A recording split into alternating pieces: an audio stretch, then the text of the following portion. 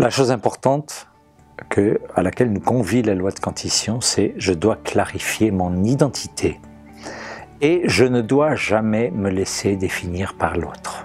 Bon, c'est plus facile à dire qu'à faire. On sait que notamment dans le milieu familial,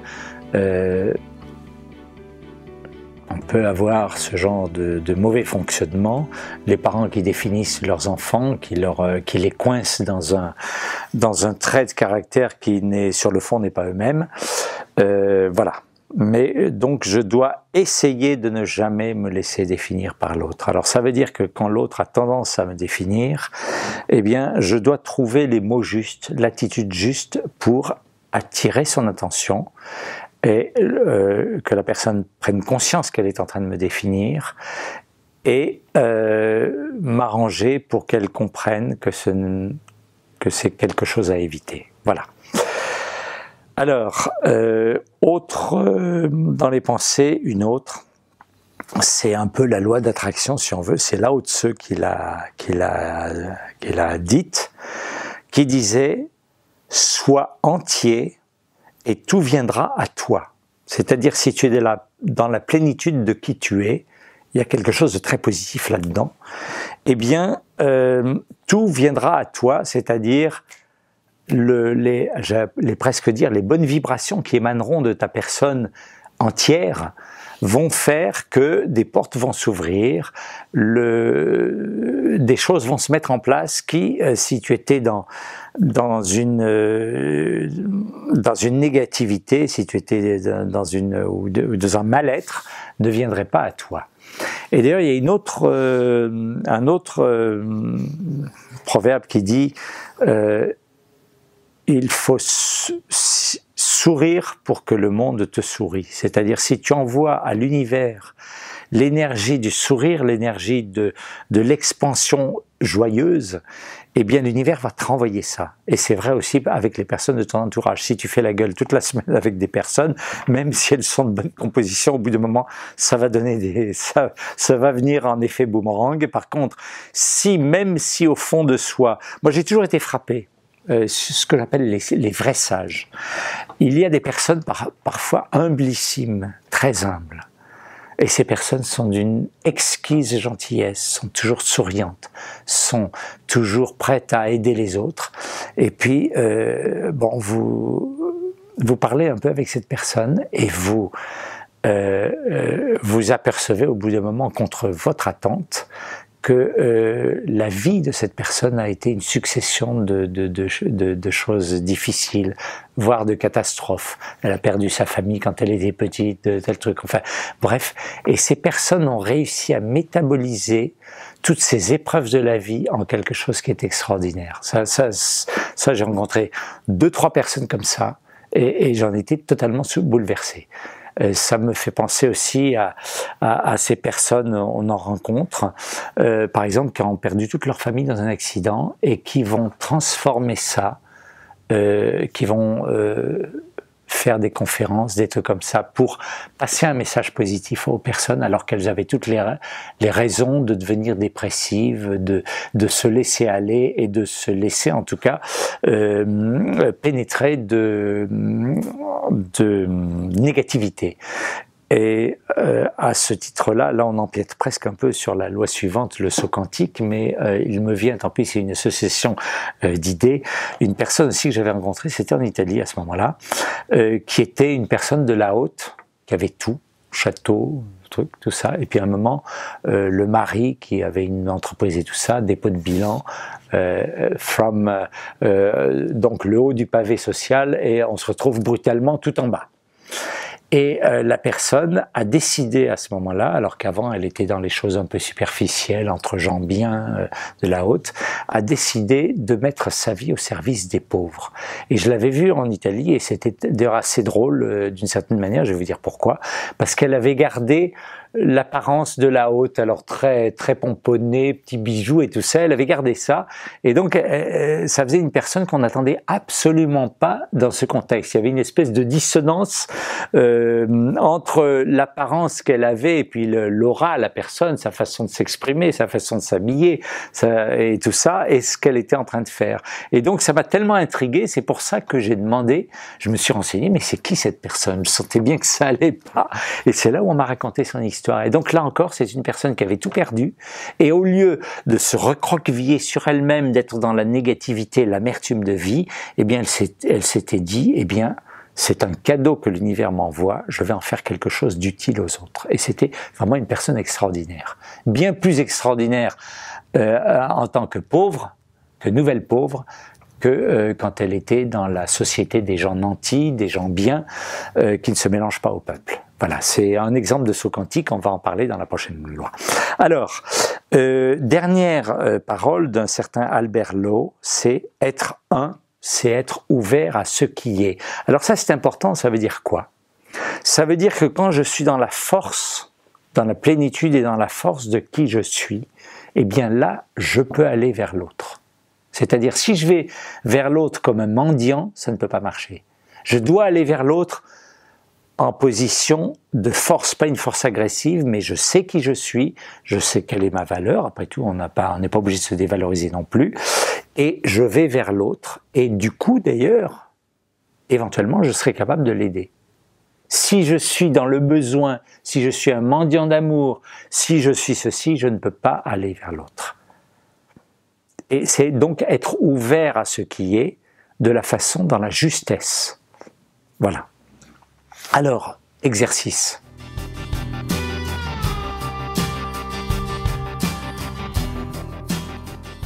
L'exercice, j'en ai deux. Alors, le premier, remet un coup de projecteur sur la zone d'ombre. Revient sur le fait de chercher la raison d'être originelle et positive.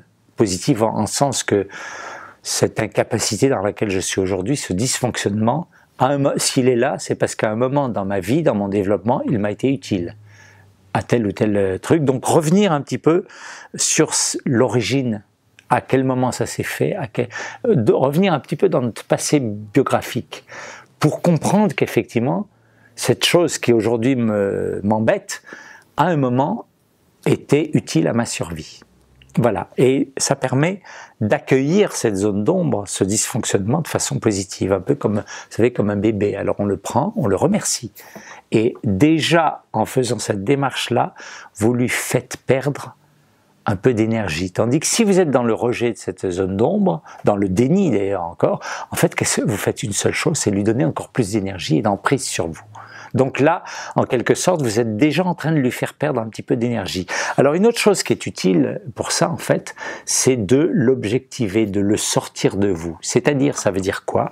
Eh bien, ça veut dire que, par exemple, je prends toujours l'exemple de tout à l'heure, prenons l'instabilité relationnelle, amoureuse. Eh bien, vous allez le symboliser. Vous allez prendre un symbole, un objet, qui va le symboliser. Alors, l'avantage, c'est que vous êtes, mine de rien, en train de le sortir de chez vous. Et vous allez coexister avec ce symbole pendant le temps qu'il faut.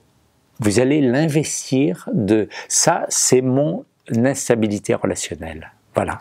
Je le regarde, je le prends, je l'accepte, je le pouponne, comment on dit en français, enfin bref, vous le saurez.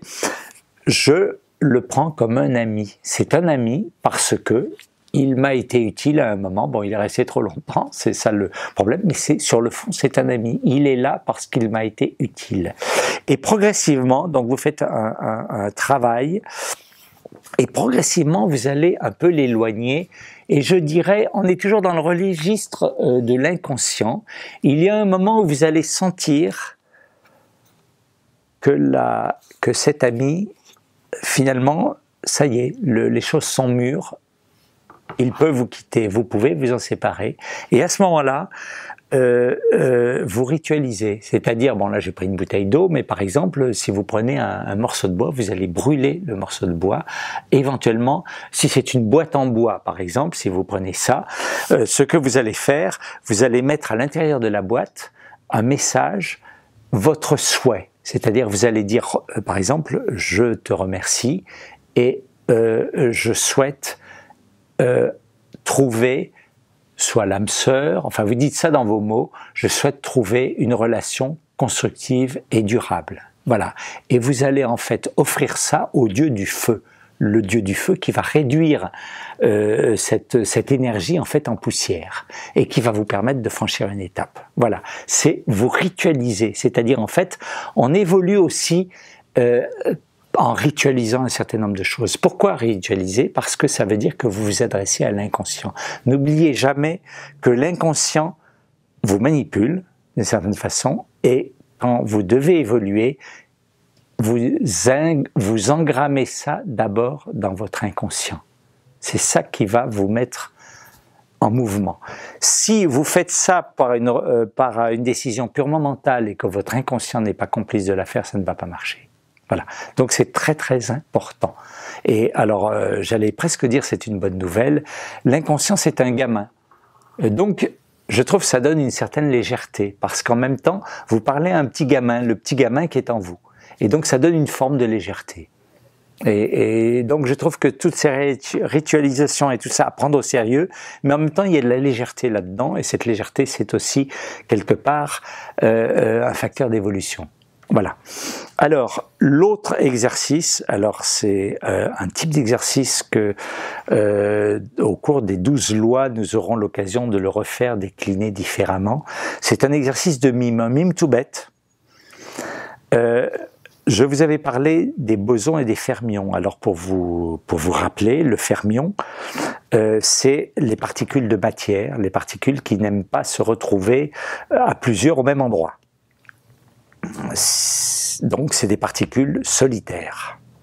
Les bosons, c'est au contraire des particules grégaires, elles adorent être ensemble. C'est les particules qui transmettent les forces fondamentales. Et donc le mime, ça va être très simple. Je mime le personnage boson que je suis. Donc je vais commencer par le boson. Boson, ça veut dire que je suis dans le relationnel, je suis dans le, je suis content d'être avec les autres, je suis ouvert sur les autres, je suis jamais aussi heureux que quand je suis dans le partage et l'ouverture. Et je m'investis narcissiquement, je suis investi dans ces relations-là, d'échange, de partage avec les autres. Vous sentez ça, ça vibre bien, je partage. Une fois que vous avez fait ça, vous arrêtez, quelques minutes, et vous mimez le personnage boson que vous êtes, votre partie boson, fermion, pardon, fermion. Je protège mon identité, pas question que les autres empiètent sur mon précaré, je ne partage pas ce qui est à moi, et ainsi de suite. Vous êtes dans une forme de solitude pas tout à fait ouverte. Vous sentez comment ça vibre. Et là, une fois que vous êtes allé au bout de ce mime, que vous avez bien mimé ça, là encore vous arrêtez un peu et finalement, vous mimez ce que je ressens ici et maintenant. Non seulement ce que j'ai ressenti dans chaque personnage, mais ce que j'ai ressenti dans le déséquilibre des deux. Et vous vous posez aussi la question, une fois que tout est fini, qu'est-ce que je ressentais quand j'étais boson et qu'est-ce que je ressentais quand j'étais fermion?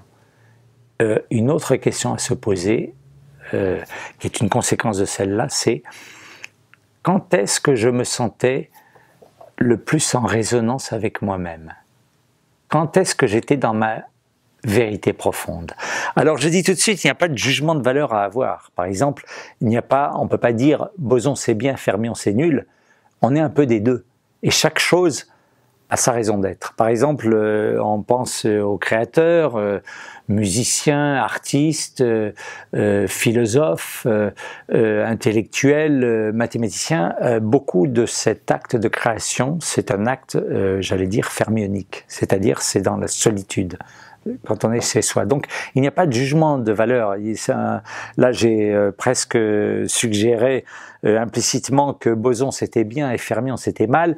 C'est pas aussi simple. En plus, nous avons chacun des deux choses. Alors, ce qui est important, c'est d'avoir saisi à quel moment nous étions dans notre vérité personnelle, qu'est-ce que ça me dit sur moi, et éventuellement, quand j'ai découvert des choses sur moi, est-ce que ma vie aujourd'hui est en adéquation avec ma note personnelle? Et si ce n'est pas le cas, qu'est-ce que je peux faire pour aller vers ça? Par exemple, tout bêtement, il y a ne serait-ce que professionnellement, il y a des types de jobs, de professions qui sont plus Boson et plus Fermion. Et donc, si je suis un Boson dans un travail qui correspond au profil Fermion, je ne peux pas être heureux. Et inversement. Donc déjà, aussi se poser ce genre de questions. Si par exemple dans un couple, vous en avez un qui est assez marqué Boson et l'autre assez marqué Fermion, est-ce que ça crée des complémentarités et des synergies ou est-ce qu'au contraire ça crée la zizanie? Tout ce genre de questions qu'on peut se poser à l'occasion de cet exercice. Voilà.